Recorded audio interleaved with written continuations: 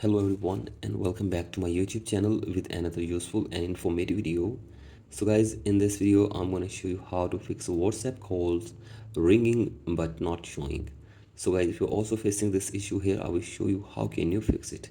So guys, to fix WhatsApp calls ringing without showing on screen, here I will give you some tips that will help you to fix this issue.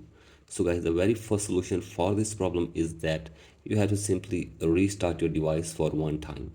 So I simply do this and check if the problem is fixed or not. And if the problem is still there, then go for the next solution.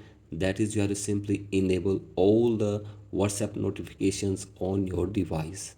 So I simply enable all the notifications and turn off do not disturb mode on your device as well. So I simply do this, and after this turn off the battery saver mode as well, and you have to simply grant all the necessary actions of your phone microphone in the app settings.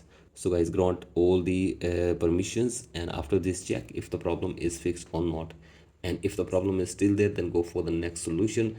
That is, you have to simply go back to your home screen, and now you have to simply restart your device for one time.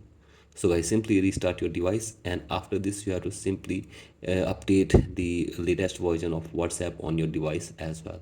So guys, do this and check if the problem is fixed or not.